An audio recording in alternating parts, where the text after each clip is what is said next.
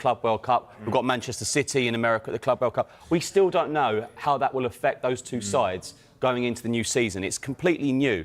They won't really have a pre-season. And you talk about Liverpool, you know, on holidays at the moment. They want to retain that Premier League. But I'm sure as well, I know how much the Premier League means to Liverpool Football Club. And more so because the last time they won it, there weren't any supporters. You could see how much it meant to them. But of course, Arne Slot will also want to make a mark in Europe as well, won't he, next season? Of course. Liverpool's history is not just winning trophies, but going to the darkest, deepest depths of European competition. You know, they've won the Champions League on multiple occasions. They had all that success in the 80s. Jurgen Klopp rejuvenated that team to show that they could once again go toe-to-toe with European giants and get to Champions League finals and win the Champions League. And that's now on the agenda for Arne Slot. He's not only creating a team that he thinks will compete and win the Premier League, but it's how can we go and do what Real Madrid do? How can we go and dominate in Europe? That's what is on our agenda now. That's what we need to do. And that's what we're building a team for right now. OK, gents, let's take a pause very quickly because Sky Germany's Marlon Erbacher is also on Merseyside reporting on the deal and told us what Wirtz will add to Arne Slot's side next season. I watched him playing since he was 14 years old for the youth teams of FC Cologne in Germany, and he was always outstanding. He's a player, he's moving like a snake, he's on the 10, he's brilliant. He's, in my opinion, the best German player right now, better than Jamal Musiala, who's also a great player. But Florian Wirtz is different because he's also working defense. That's what Xabi Alonso told him every season, and I watched it in every training session, to be honest, and Alonso always took him like, hey, Florian, you have to work hard, you have to work defense, and of course in the offense he's always brilliant. With the ball on his foot, he can do everything. So in my opinion, he's going to be a great player in the Premier League too, but it's more kind of physically playing style in the Premier League. So in my opinion, he has to learn that because in Germany you have a lot of space. Right, it's time to delve into some stats then. Liverpool have clearly strengthened, we know that, but let's take a look at what the Premier League champions have added, because we've got some of its league record from last season, some of his most impressive stats compared to some of the selected attacking players in the Premier League. So Mark's next to me here, and as we look through all of those, the thing that strikes me, Mark, is just how good he is across all of them. I mean, goals 10, so that's just behind Cole Palmer. Goals from open play 6, assists 12. So he leads Bruno Fernandes, Cole Palmer, James Maddison and Morgan Rogers in that category. You then look at passes completed. He's only second to Bruno Fernandes, but in the final third, he leads the way out of those 5. And he's well clear in terms of take-ons completed as well. 82 last season. That's more than a couple of them added together. So the consistency across those statistics really is exciting for Liverpool fans. And that's exactly why Liverpool have gone and targeted Florian Wirtz. And you just have to look at the statistics there compared to the best players in and around his position in the Premier League. He's right up there.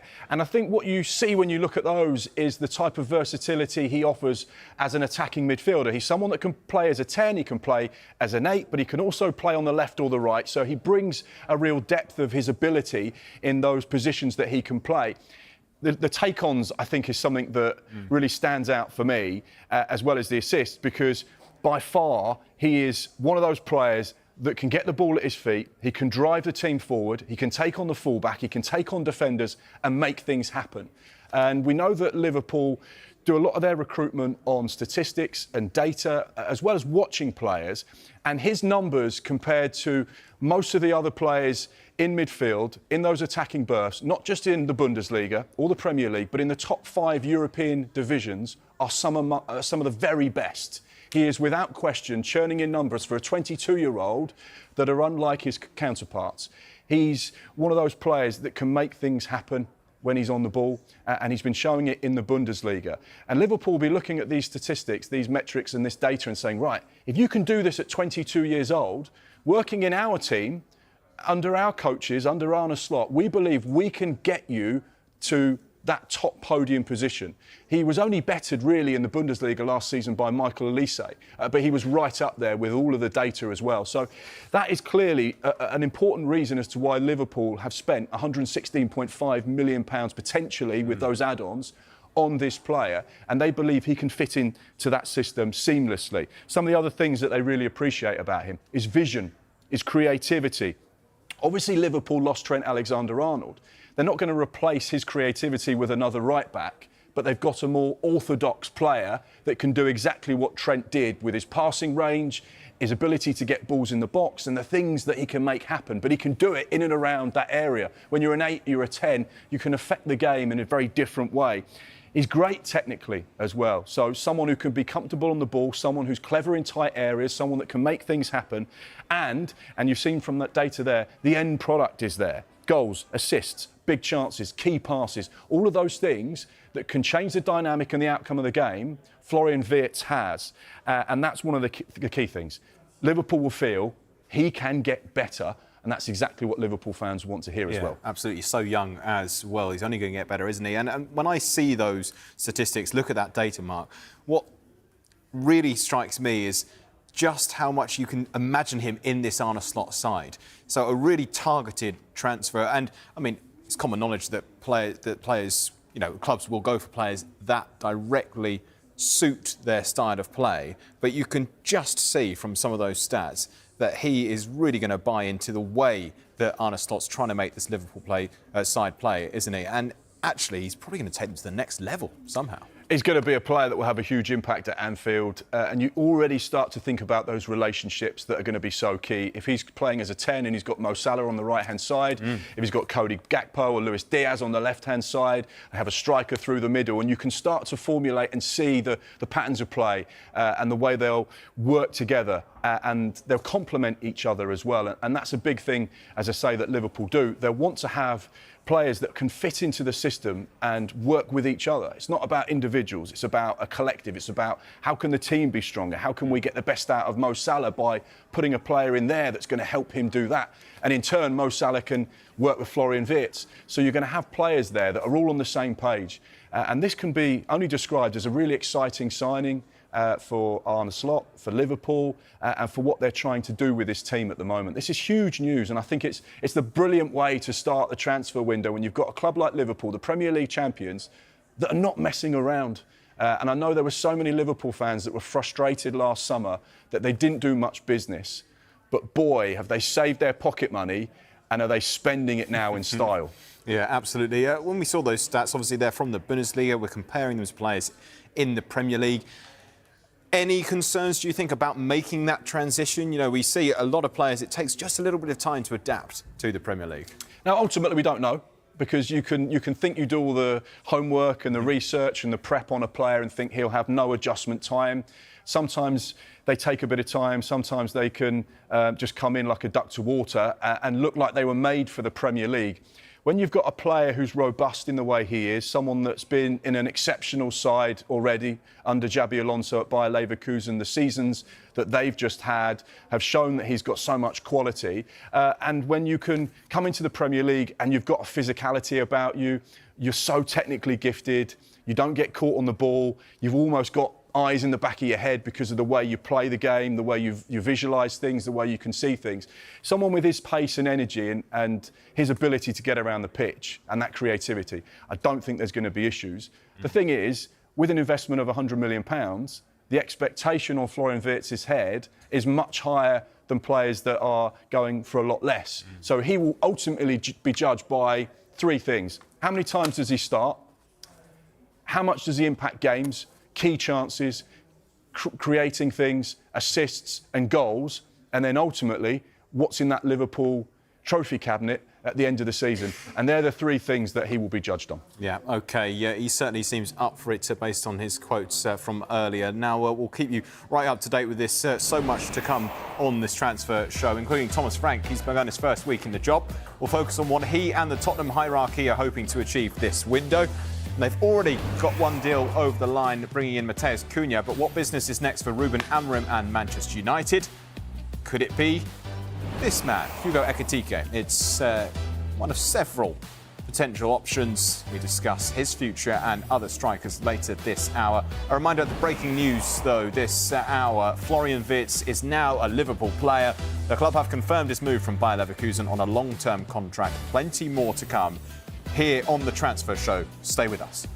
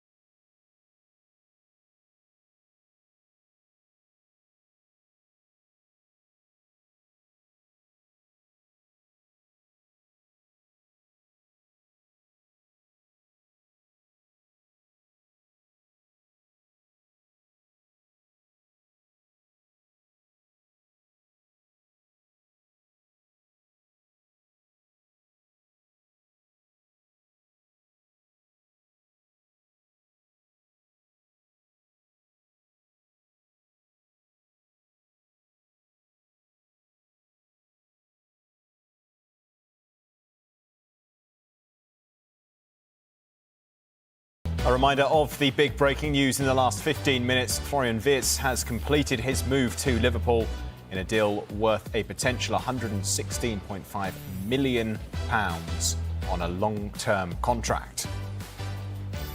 And we have just got some more new quotes from the Liverpool website from their new signing. He says this about the Premier League success from last season. I was just happy for the players here to live it, the moment, and also for the people here. I think it was well-deserved because they played an unbelievable season. It was just crazy to see how many people came and how the atmosphere was. It was really good to see. I'm not coming to have fun here, he says. I want also to achieve something and give the fans what they deserve. Of course, I want to keep going at this performance, so yeah, that sure gives motivation to achieve more.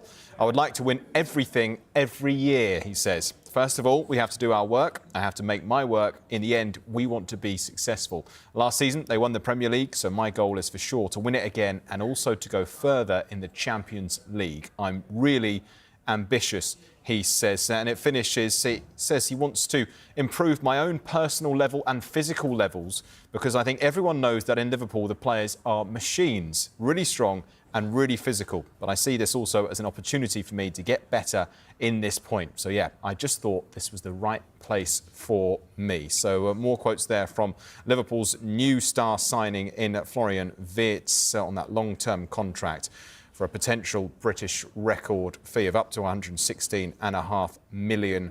But one teammate that he might not be lining up alongside is Jarell Quansah, because he is a potential outgoing, possibly to Florian Wirtz's old side Bayer Leverkusen. Michael, where are we at with this one? Well, it's close to agreeing a deal for him in a package worth around in excess of £34 million. Final discussions are going on between the clubs and the player to push ahead, and I think they're close to a full agreement now. We know Liverpool are looking for another centre half.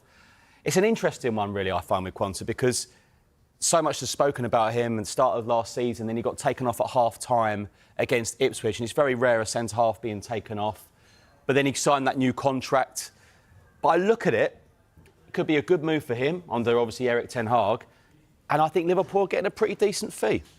Absolutely. He only made one Premier League start last season, which I think shows you how strong that Liverpool first choice 11 is, the fact that he can't get many Premier League starts and the fact that they're going to get £34+ million for someone who is essentially a fringe player, although a very highly rated, highly regarded, very promising player. This may be the perfect thing for him. He could potentially go over to Bayer Leverkusen and then you could see him come back to the Premier League in 2 or 3 years' time. You just have to look at what the German clubs have done with regards to their business recently, and that's they sign young British players, the likes of Jadon Sancho or Jude Bellingham, and then try and develop them, Jamie Gittings, and then sell them for a huge profit back to the Premier League after a few years of development. So, yeah, this maybe could be in that similar type of mould. But we know that Liverpool are still in the market for centre-backs because Konate, another player that's very much on the agenda during this summer's transfer window, only has 1 year left on his current Liverpool contract. So therefore, you'd imagine that could be another area of interest for Arne Slot over the course of this summer. They were in for Dean Howson, couldn't get the right deal on the table. Ultimately, the player was always going to choose his boyhood club, Real Madrid. But we know this is definitely an area to target for Liverpool. We'll talk about that more in a minute because I want to ask you, Michael, about Mark Gahey. But first, Mark, I just want to talk about how Florian Wirtz comes from Bayer Leverkusen to Liverpool for a lot of money. Jarell Quansah, in the same breath, looks like he's going the other way for a pretty substantial fee as well. Now, back in the day, it would always be that you might do a big deal and you chuck in a player or even 2 or 3 players or whatever to bring that fee down. Doesn't seem like that happens anymore. Is there any reason for that? There's no one reason. Obviously, the transfer market is now very different to what it was maybe 10, 15 years ago. It's regulated in a different way. PSR is obviously a big factor now, so everything has to be done by the book because these calculations, these transfer fees, these agency fees, these wages all have to go in that spreadsheet so that teams can work out where they are with regards to the rules. You're allowed to lose 105 million over a 3-year rolling period. So therefore, everything has to be done in an efficient and sort of simple way so that the Premier League understand the value of each player. There are often knock-on effects as well if players have certain clauses in their contracts, if players go for certain fees. For an example, I'll just give you a very quick example of a player when I was at Bournemouth many, many years ago. We paid £15,000 for the player, someone who was involved in the deal, a sponsor. Basically, anything that they got on top of £15,000 would be profit for the sponsor and so on and so forth. However, he went as a trade with another player and he didn't get any money at all. So things like that can often confuse the issue. So these days it's all black and white. This is one transfer, it's a separate transfer. We may be in dialogue about another player, but all the deals with regards to the paperwork have to be completely clean. OK, let's go back then, Michael, to we're talking about Liverpool centre-backs because, as Mike was mentioning, an area that they're interested in strengthening, particularly if Quansah goes. So, Mark Guéhi, could he be heading to Anfield? Possibly. I think this is the time where he will depart Crystal Palace. Yeah. Any player that's won the FA Cup is going to be a club legend for Crystal Palace. There's no doubt about that. He's obviously highly regarded in the England setup. And Palace are already looking at his replacement. We told you yesterday, Ousmane Diamonde is a player Oliver Glasner would like to bring in. But look, it's an interesting one with Mark Guéhi because, I mean, Mark and I were on the transfer show last year talking about bid after bid after bid from Newcastle United. Big money as well. But Steve Parish and Crystal Palace knocked it back every time because they wanted to have a good season. You know what? They had a really good season. They won the FA Cup. So they're not going to get 70 million this summer. Maybe, 35, 40 you might be talking about. But that's one very much to keep an eye on. And I'm sure Crystal Palace will wish him all the very best if he does move on this summer. OK, we keep a close eye on that one. Michael, I want to talk about a club you know well in Bournemouth. They have lost some of their biggest names. Dean Howson has obviously gone to Real Madrid. We're going to be talking about Kirkesh very shortly here on the transfer show. But also, defender Ilya Zabani is attracting a lot of attention as well. What's the latest on this? Yeah, a player that joined in January 2023 from Dynamo Kiev. Bournemouth paid £24 million with £6 million in add-ons. So the investment there was quite substantial, £30 million for the young defender. He's 22 years old now. He's had another outstanding campaign, forged a brilliant relationship at the back with Dean Howson.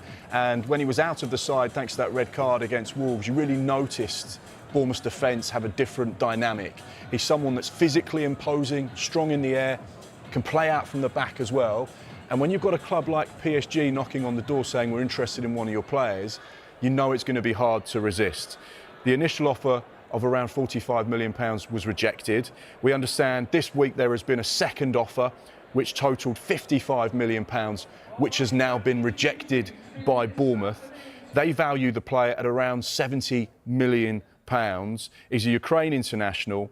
He signed a new deal just last year that keeps him down on the south coast until the summer of 2029. So they have 4 years on his contract. So the card's very much held by Bournemouth when it comes to any negotiations. But the fact that PSG, European champions, have gone in once, been rejected, gone in twice, been rejected, you'd imagine that they'll come back to the table for a third time and say, right, he's our primary transfer target for defenders this summer. We want him.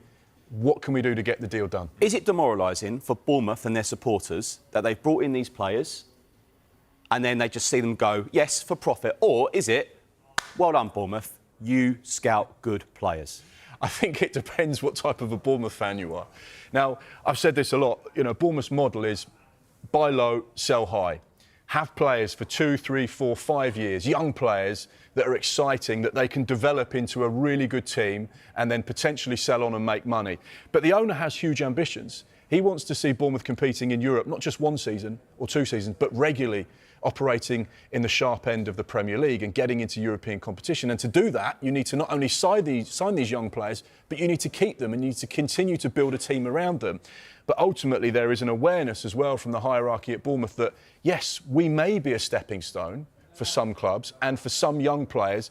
We have to sell them the project and say, this is an exciting place for you to come and develop as a player, and we will allow you to move on when the time is right. So there's that sense of frustration that maybe this summer you're seeing far too many Bournemouth players leave potentially than stay, and that's where the problem becomes, you know, because they cannot find players that just drop into the squad and the team to replace the likes of Dean Howson, who's gone to Real Madrid, or Milos Kerkez, who's going to Liverpool, or Ilya Zabani, that may head to PSG. These are probably three of the biggest clubs in the world, and they're all knocking on the door for Bournemouth players. So like you rightly say, Michael, it says a lot about their recruitment. They've got things spot on. The coaching has obviously been incredibly good for these players to develop, but ultimately it leaves them with a problem. They've almost been too good, because suddenly you're having to replenish 1, 2, 3, 4 members of your first team. Yeah. OK, let's take a quick pause for the transfers for now and bring you right up to date with the Club World Cup. You can see that Chelsea have gone ahead in this one. They're just on a cooling break in Philadelphia at the moment to get some fluids in. But Chelsea lead Flamengo by 1-0. Pedro Neto has got the opening goal just as he did in their first fixture in the tournament a couple of days ago. He broke free and slotted it past the keeper. And they are 1-0 up with just over half an hour played. But a quick reminder of the major breaking news from this hour. Florian Wirtz has completed his move from Bayer Leverkusen to Liverpool in a deal which could be worth £116.5 million. Here he is with his new shirt. We'll hear from him next.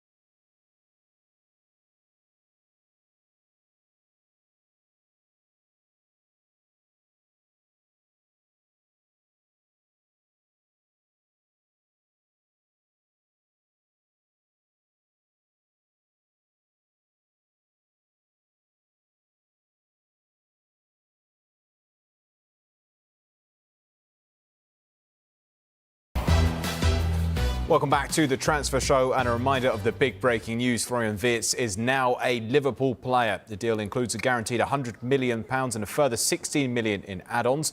Should those add-ons be achieved, Wirtz's move to Anfield would become a British transfer record.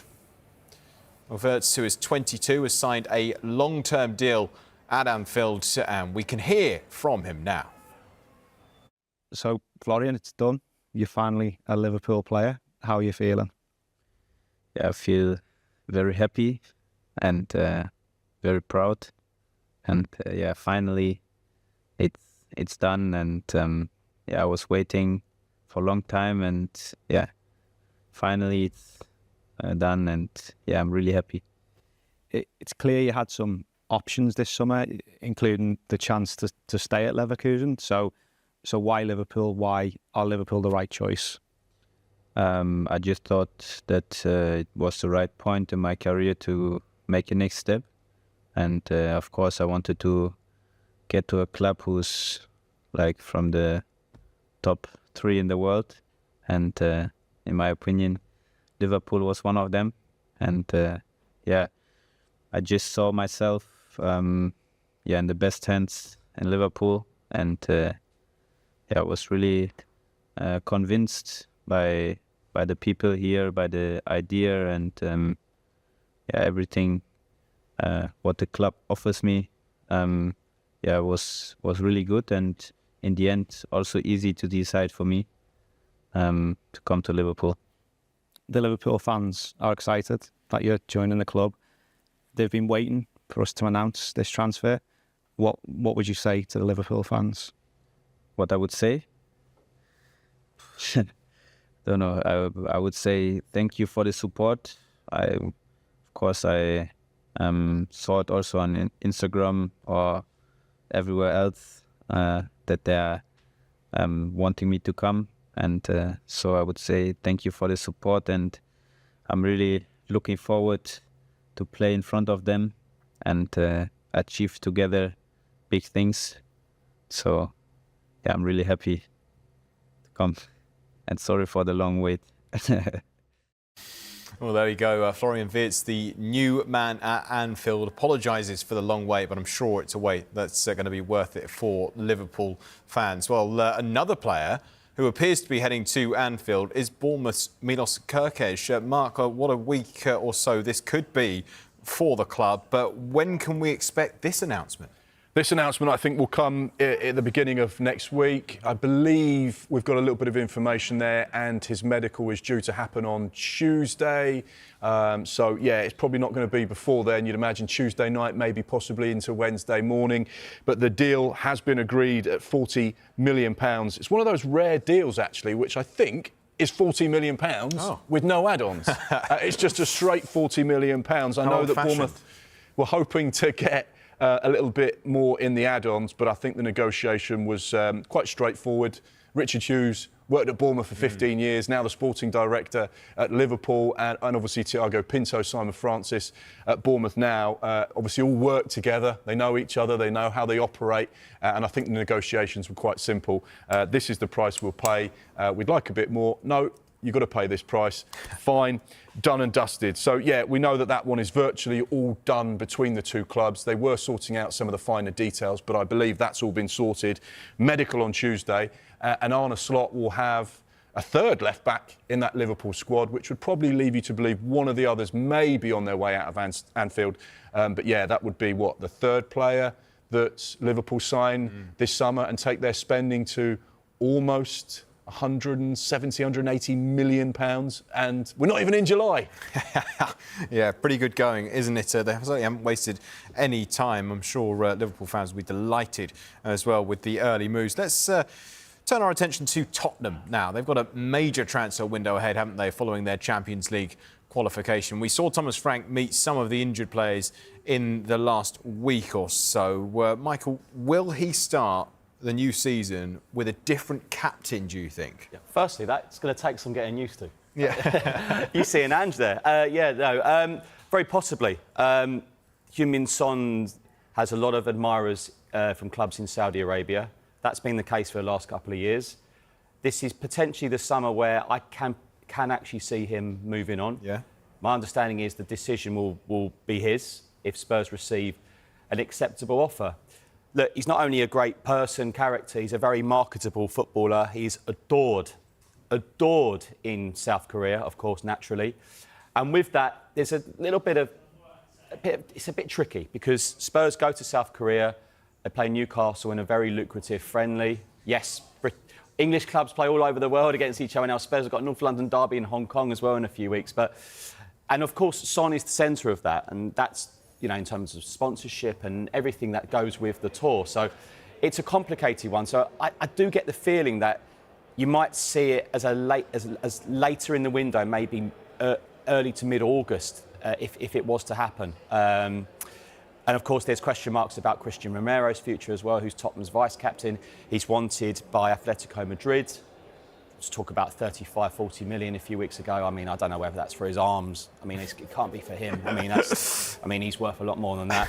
So we'll wait and see. But I tell you what, it's like you said there, Jasper, at the start.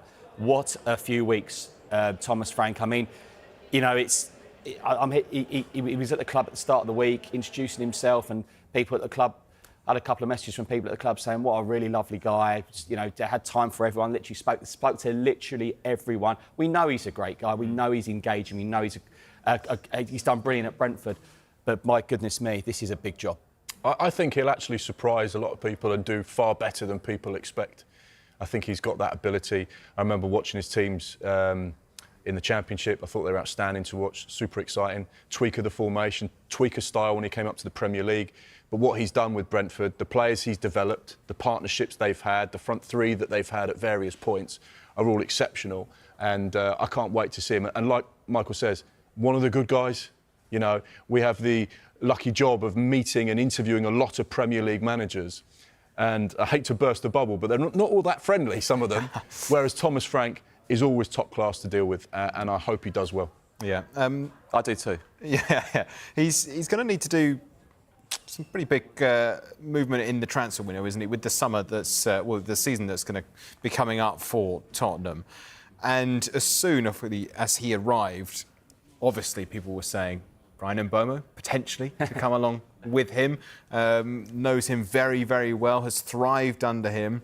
Can you see it happening, Michael? If I was predicting now, I could still probably see him going to Manchester United. Oh, OK. Because it seems like his heart was set on there, and then it's, oh, hang on, I've got an option here.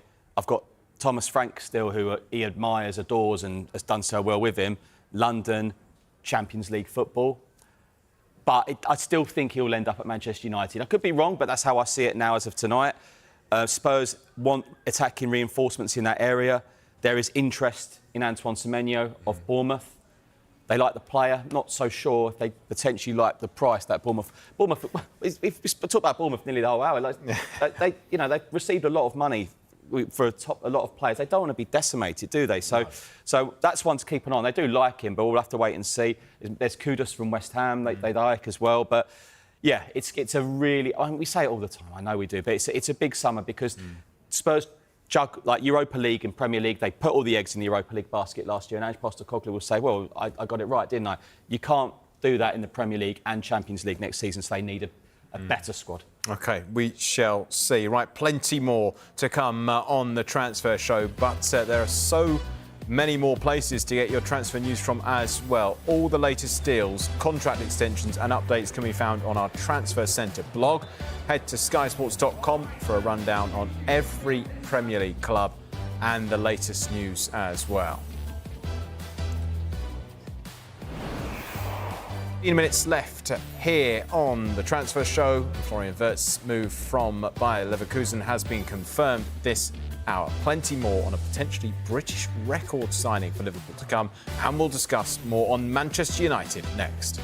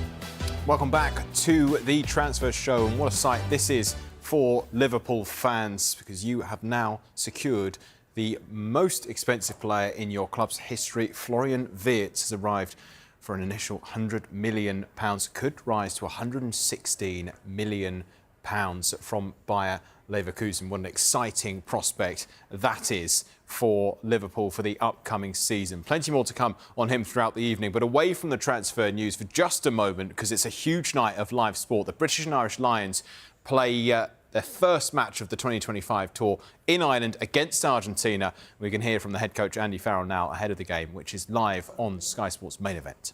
Just sum up the occasion for us tonight. Well, it's there for everyone to see who's been in town today. It's a sea of red that we're accustomed to seeing with Lions travelling support, and they've come out in the thousands here to Dublin, and I've made the voices heard, certainly in and around the city, etc. So hopefully we can put on a good performance that gets them going within the stadium as well. It's the first time playing together for this group of players. Can you give us an idea of what you've asked of them here tonight? To be the best version of themselves. There's no excuses, you know. I mean, the shirt demands that.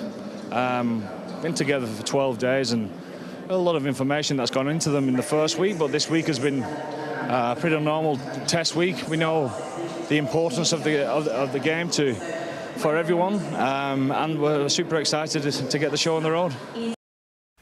Well, kick off in 10 minutes' time live on Sky Sports Main Event. We'll keep you right up to date throughout the evening, but we've still got time to talk more transfers, so we're going to talk Manchester United now. Mark, the latest on Jadon Sancho's future. Yeah, just 1 year left on his Old Trafford deal. You get the feeling that he'll be departing Manchester United this summer. The latest team to show their interest, Juventus of Serie A. We know that Napoli have also been at the table and inquired as to his availability.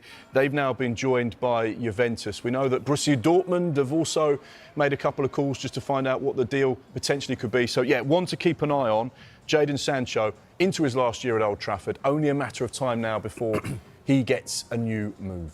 OK, yeah, Michael, let's talk Andre Onana. Had a mixed time last season. Is he heading for the exit this summer, do you think? Well, possibly. There's interest from Monaco.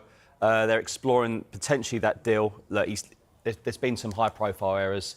We know Ruben Amorim wants to change the squad pretty much completely. They don't have the Champions League football carrot of extra finances, but you'd imagine Manchester United might look to do that deal if the figures are right for them.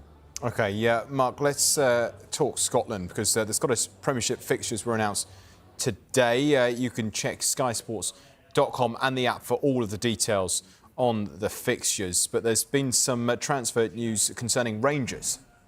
Yeah, and it's nice to deliver a little bit of breaking news about Rangers next to Russell Martin, live on Sky Sports News. Sorry. Do you know what? I had to do that. I got that all week. I was in Blackpool a few weeks ago. I got that constantly. Yeah. This is big breaking news, actually. It came out in the last hour or so. Rangers have agreed a deal with AFC Bournemouth for the right-back, Max Aarons. The deal is a straight loan with no obligation or option to make that a permanent move. He is going to go north of the border for a season-long loan. He's still got 3 years left on his Bournemouth contract. 25 years old. It feels like we've been talking about him for years.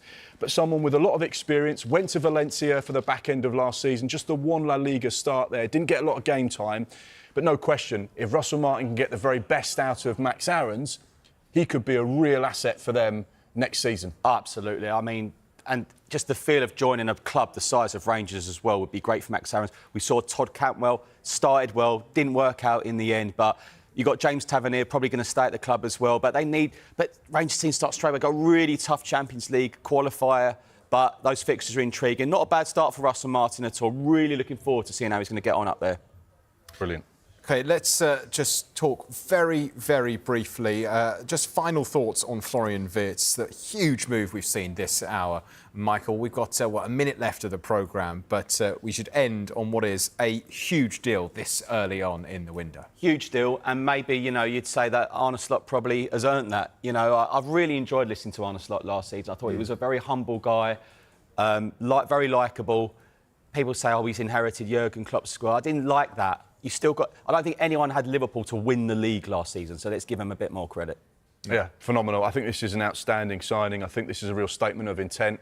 I think there will be a lot of Premier League sides that are fearing Liverpool at the moment.